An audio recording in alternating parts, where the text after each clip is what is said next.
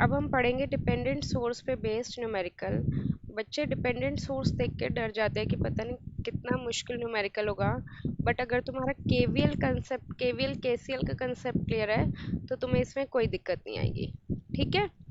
For example इसमें मैंने एक सोर्स ले लिया, यहाँ पे मैं मान के चल रही हूँ कि ये क्या है 3vx। ओके, और ये vx ज़रूर कहीं ना कहीं और मेंशन करेंगे, ये ध्यान रखना। ओके, जैसे इन्होंने, ये जिस भी चीज़ पे डिपेंड होगा वो कहीं ना कहीं और मेंशन होगी ही होगी।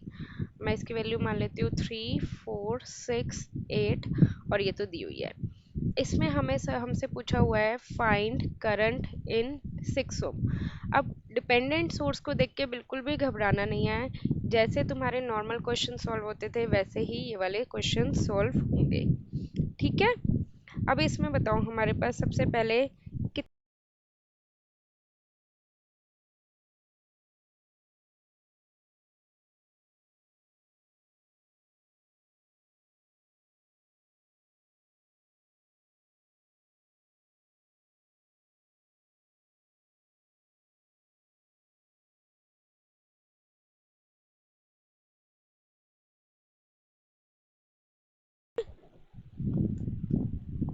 राइट।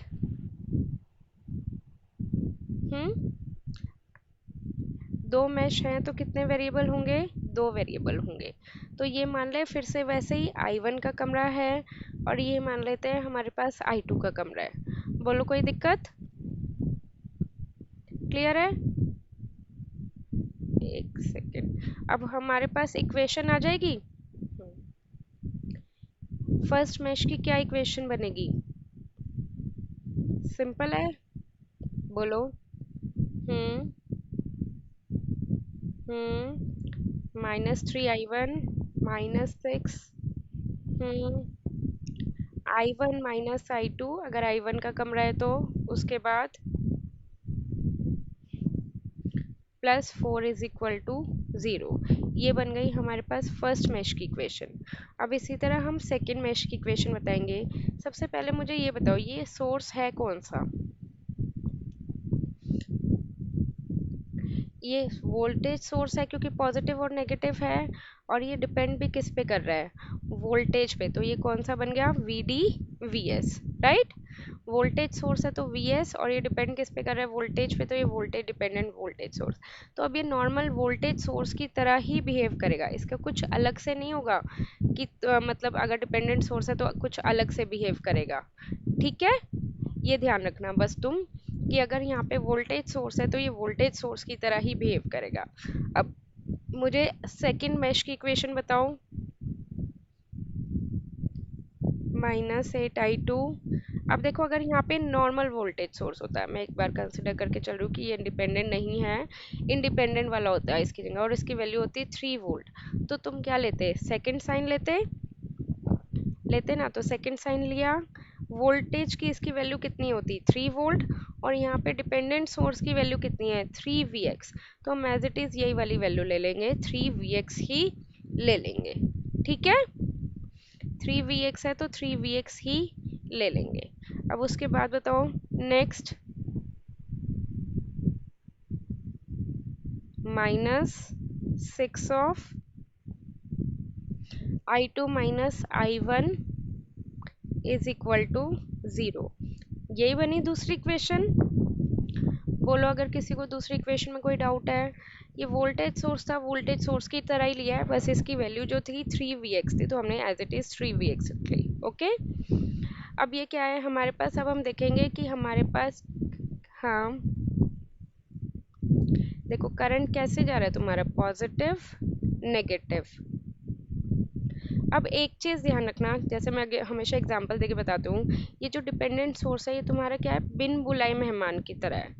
तो तुम अगर तुमने जैसे तुमने अपनी पार्टी रखी अपने घर पे, तुमने अपने घर पे दो दोस्त को बुलाया, ठीक है, दो दोस्त में से एक और फ्रेंड बिन बुलाए फ्रेंड आ गया, तो तुम्हें उसको क्या करोगे, भगा दोगे, नहीं भगा सकते ना। तो तुम्हें उसके लिए भी क्या करना पड़ेगा, अरेंजमेंट करना पड़ेगा ना खाने पीने का। तुमने तो बुलाया था दो दोस्त को, एक और आ गया, तो उसके लिए भी तुम्हें कुछ अरेंजमेंट करना पड़ेगा। तो ये डिपेंडेंट सोर्स एक तरह से बिन बुलाए मेहमान की तरह है।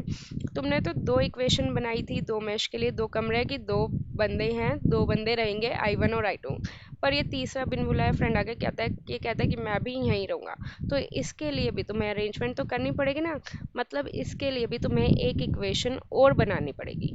तो इस केस में हमारे पास टोटल इक्वेशन कितनी बनेगी, तीन, दो मैश की और एक डिपेंडेंट सोर्स की, ठीक है। अगर इसी केस में हमारे पास दो डिपेंडेंट सोर्स होते तो हमारे पास टोटल इक्वेशन कितनी बनती, बताओ, बोलो।